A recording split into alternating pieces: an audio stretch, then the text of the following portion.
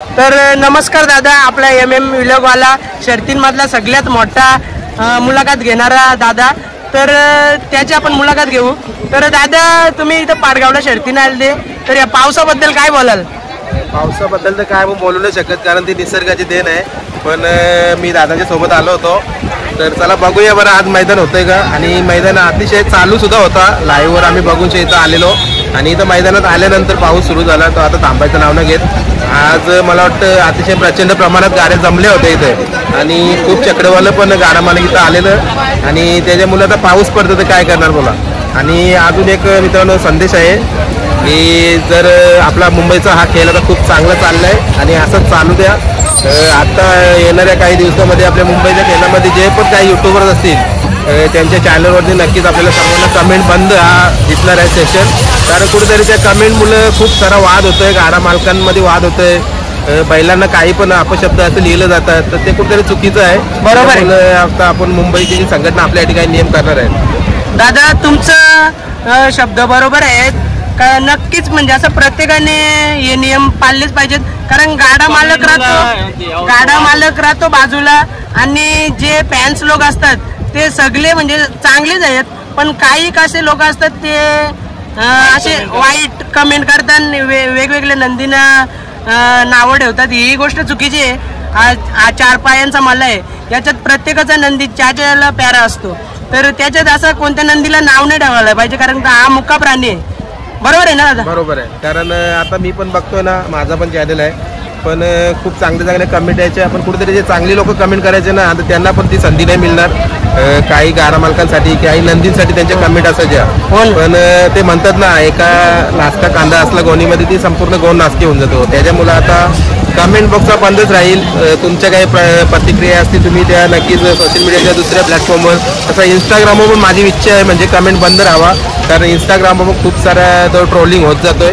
त्याच्यामुळे आता प्रत्येक नंदीला आपला नंदी समजा, आणि त्यानुसार, कारण बघा तुम्ही गाडा मालक आज किती मेहनत घेतात, त्यांना जीव लावतात, आपल्या घरच्या सदस्याप्रमाणे त्यांना वाढवतात, आणि मैदानामध्ये आल्यानंतर हारजीत हा प्रकार मुंबईचा असो किंवा घाटावरचा असो, हारजीत हा खेळामध्ये होणारच आहे। तर हारल्यानंतर पण किंवा जिंकल्यानंतर पण भरपूर सारे जे कमेंटवाले असतात, म्हणजे चाहतेच बोलू आपण, त्यांना कुठेतरी त्यांचा जो एक संयम असतो तो तुटून जातोय। कधी चांगला पण येतो त्यांच्या मनामध्ये, कधी वाईट पण येतो, पण त्याच्यामुळं खेळावर परिणाम होतोय।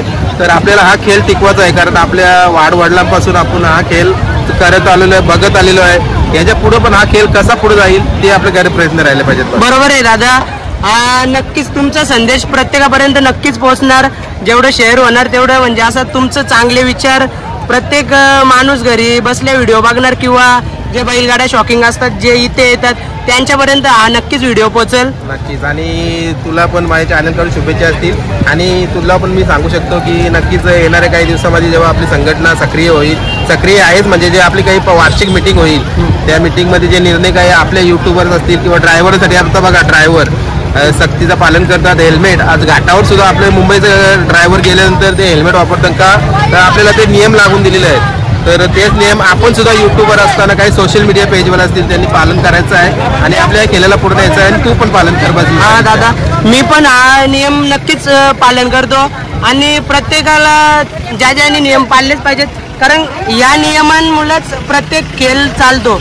असा कोणताच खेळ नाही त्याच्यात नियम नाही। बरोबर आहे। नियमांशिवाय कोणताच खेळ होऊ शकत नाही। बरोबर। तर दादा, या आजच्या पावसात बहुतेक आता नंदी घरी निघाले, आता काय बोलणार आता। तर गाडा मालक तर आलं होतं गुलालासाठी, पण आता नैसर्गाची ती शेवटी देण आहे ना, त्याला आपण काय करू शकतो। आता बाकी काही दिवस राहिल्यात, आता मला वाटतं गणपती झाल्यानंतर कमी होतोय पाऊस, आणि मला वाटतं यावर्षी लवकरच मैदानं आपल्या या मुंबईला होताना दिसतील। आता पण चालू होती मैदानं काही ठिकाणी, पण जी ओपनची मैदानं असतात ती पण लवकरच चालू। आता मुंबईला कसं आता भरपूर दिवस असं मैदानं चालू नव्हती, म्हणजे अशी आता मागे मध्ये होतात, पाऊस येतो।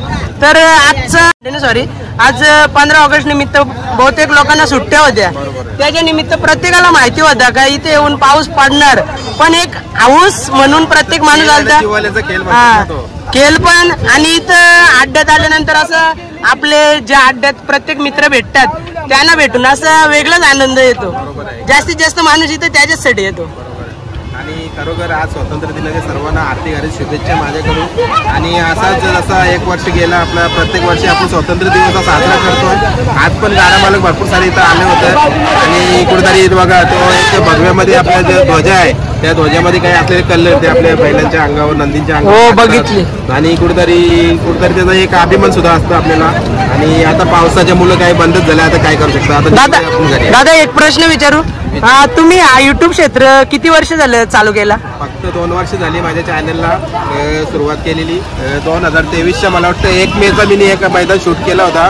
त्याच्यानंतर मी मग विचार करत होतो करू का नको करू, पण 2024 आणि 2025 चालूच तर या 2 वर्षामध्ये मला सर्वांचा इतका प्रेम मिळाला.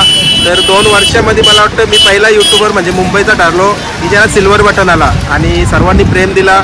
सर्व गाडा मालक असतील, त्यांचे नंदी असतील, सुट्टी मेकर, चालक मालक सर्वांचा मी मनापासून आधी पण आभार व्यक्त केले आणि याच्या पुढे पण काय. तर तुम्ही पहिली मुलाखत म्हणजे अशी कुठे घेतलेली? मला आठवतंय पहिली मुलाखत मला वाटतं मी कोणगावला घेतलेली. महेश शेठ पाटील ताडाली भिवंडी यांचा गरुड्या, मला वाटतं गरुड्याची पहिली मुलाखत माझ्या चॅनलवर असेल. आणि खरोखर मला वाटतं सुरुवातीतून माझी झाली होती. सुरुवातीला मी मैदानामध्ये मी सुद्धा आलेलो, मला पण माहिती नव्हतं काय करायचं काय नाही करायचं. पण तिथून माझ्या ज्या मुलाखती होत गेल्या ना, तर मला चांगला प्रेम मिळाला, चांगल्या कमेंट झाल्या, चांगली लोकं मिळाली. आता तुम्ही पण बघता, आता खूप सारे लोक या क्षेत्रामध्ये नवीन जुडतात. तर खरोखर एक हा खेळ खूप चांगला आहे आणि असंच चालू द्या. हा केल्यामुळं अनेकांची पोटं पण भरतात. बरोबर.